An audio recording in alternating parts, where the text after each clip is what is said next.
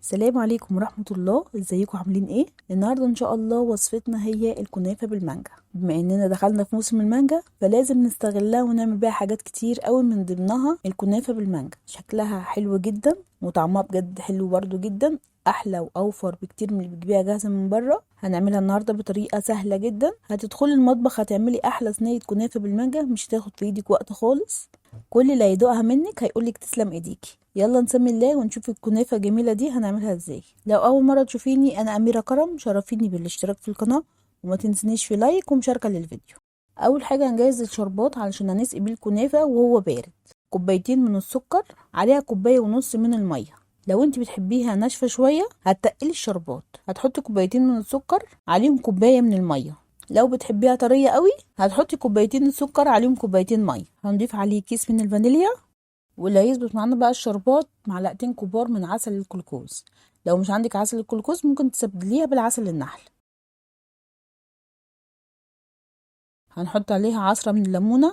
مش هنحط معلقة في السكر بتاعنا خالص او في الشربات بتاعنا خالص علشان مش يسكر معانا. احنا هنرفعه زي ما هو كده على النار، هيدوب لوحده على نار متوسطة لغاية لما يظبط معاكي الشربات الوسط اللي انت بتحبيه بتاع الكنافة. هنبتدي نحضر الكنافة بتاعتنا. انا جبت نص كيلو من الكنافة 500 جرام، بيتها في الفريزر ليلة بحالها. تلجت معايا خالص زي ما انتم شايفين كده. نبتدي اللي احنا نبسها، اللي احنا نفركها بين ايدينا كده لغايه لما تنعم معانا خالص. دي اسهل طريقه لتنعيم الكنافه.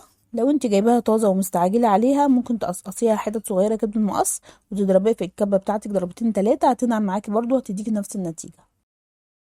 كده خلاص بقت جاهزه معانا، نعمت وبقت جميله جدا.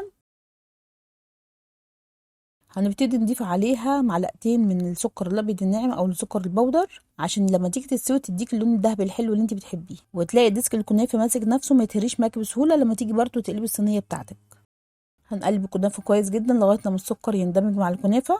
هنبتدي نسيح كوبايه من السمنه البلدي او السمنه العاديه المتاحه عندك. ممكن تستعملي نص سمنه ونص زبده. انا عايرتها باكبر كوبايه عندي بالكوبايات المعياريه مكتوب عليها 250 جرام. وابتديت اللي انا اسيحها. مش عايزين نقدح السمنه بتاعتنا، احنا عايزينها يا دوبك تفك معانا بس، عشان لو قدحتيها والسمنه بتاعتك سخنت قوي هتطري معاكي الكنافه وهتعجنها تبقى مش حلوه خالص معاكي. يا دوبك بس اللي انت تفكيها. هنصب السمنه بتاعتنا على الكنافه وهنبتدي اللي احنا نقلبها ونبسها كويس جدا لغايه لما الكنافه بتاعتنا كلها تتغلف بالسمنه اللي احنا حطيناها. السمنه بتاعتك لما بيكون لونها اصفر تديك اللون المصفر الجميل بتاع الكنافه الجاهزه اللي انت بتشتريها من بره. خلاص كده الكنافه بقت جاهزه معانا، اتغلفت كويس بالسمنه. هنبتدي نجيب الصينيه بتاعتنا، هنحط فيها معلقتين تلاتة كبار من السمنه. هنكون مش مسيحينها، نجيبها من علبه كده على طول عشان لما نيجي نوزعها في الصينيه بتاعتنا تكون ماسكه نفسها ونعرف اللي احنا نوزعها كويس في الصينيه بتاعتنا. هنحط كميه حلوه من السمنه عشان تدينا لون حلو من الكنافه من تحت. لما نيجي نقلبها هتلاقيها كلها لونها احمر من تحت، اللون الذهبي الجميل اللي انت بتحبيه. ما تبقاش حته مبقعه بيضه وحته مبقعه حمراء، تبقى كل الصينيه بتاعتك لون واحد. وبرده لما تيجي تقلبيها تتخلع معاكي بسهوله ومفيش حاجه منها تلزق معاكي في الصينيه. هنبتدي نفرد الكنافه بتاعتنا في الصينيه، هنوزعها كده على قد ما نقدر. عايزينها كلها تبقى سوا بعضها. لقيتي حته مكلكعه كده دنك فكيها، رصيها كويس في الصينيه لغايه لما تفردي الصينيه بتاعتك كلها. انا جبت الصينيه الوسط، ما جبتش الكبيره قوي ولا الصغيره قوي.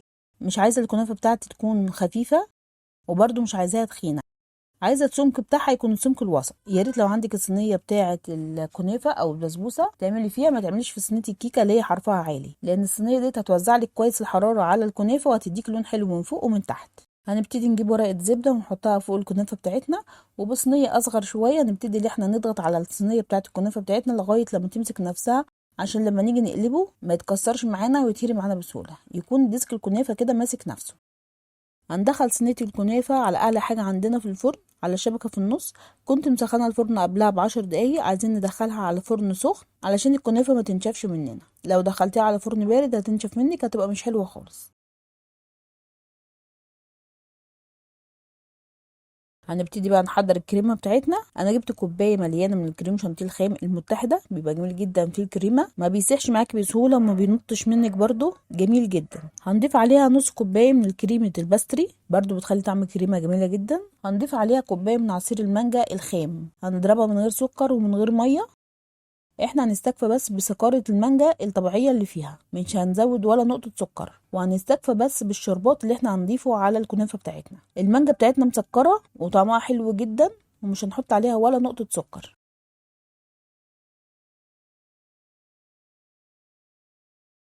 هنبتدي اللي احنا نضرب الكريمه بتاعتنا كويس جدا. لو حسيت اللي هي تقيله هنبتدي اللي احنا نزودها تاني من عصير المانجا. كل ما تلاقيها تقيله زوديها، كل ما تلاقيها تقيله زوديها، ما تنزليش بالمانجا بتاعتك كلها مره واحده علشان ما تلاقيش الكريمه بتاعتك تخف منك. احنا مش عايزين الكريمه بتاعتنا تقيله قوي ولا خفيفه قوي، عايزين نعرف اللي احنا نظبطها كويس على الكنافه بتاعتنا عشان لما نيجي ناكلها نلاقي طعمها حلو معانا. انت لما بتيجي تاكلي الكريمه عليها المانجا بتحسي ان انت بتاكلي زي ايس كريم مانجا كده، بيبقى بجد طعمها حلو جدا معاكي، وبرده خفيفه جدا معاكي مهما تاكلي فيها. ما تحسيش ان هي تقيله ولا طعمها يجزع معاكي كده ولا مسكره ولا الكلام ده كله، تحسي ان هي مظبوطه معاكي.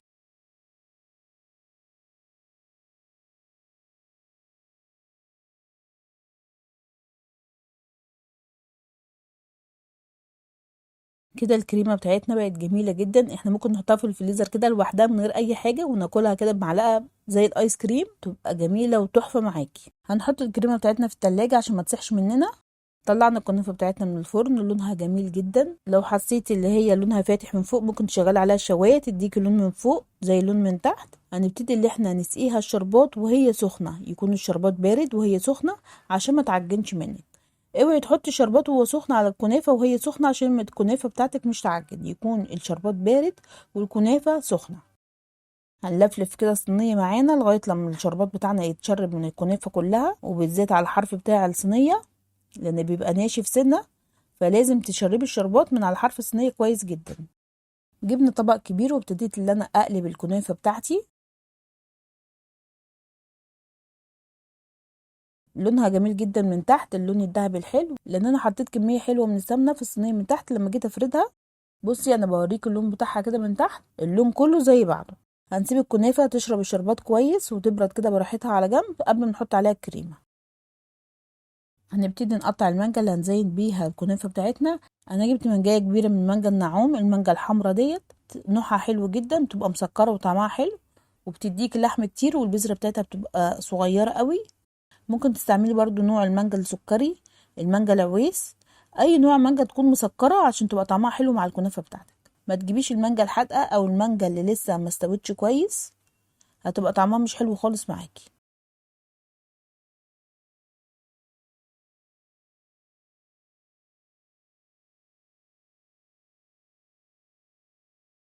بصي المانجايه اديتنا لحم كتير،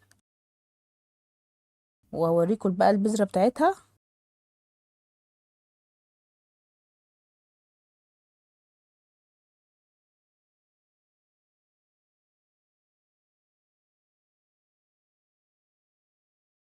بصي البذره بتاعتها صغيره ازاي. هنبتدي بقى اللي احنا نقطعها كده شرايح رفيعه بالعرض كده زي ما احنا شايفين عشان نعرف اللي احنا نزين بيها الكنافه بتاعتنا.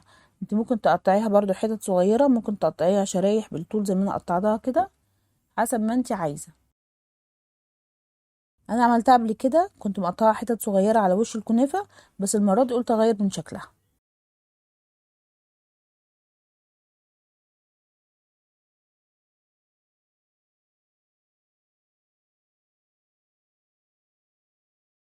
جيت بقى على الحتت الرفيعه اللي في الجناب ديت وقطعتها حتت صغيره مكعبات صغيره، برضو هنستعملها دلوقتي في تزويق الكنافه.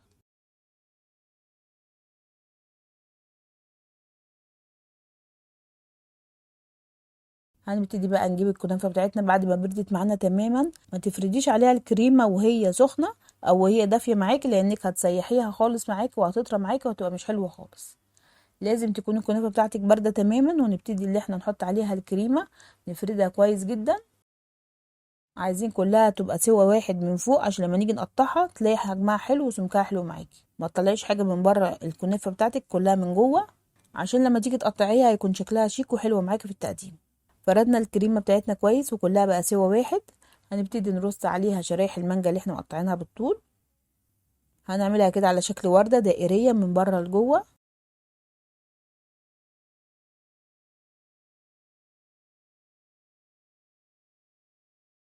رصينا الحرف بتاعها من بره وابتدينا ان احنا نعمل دور تاني من جوه.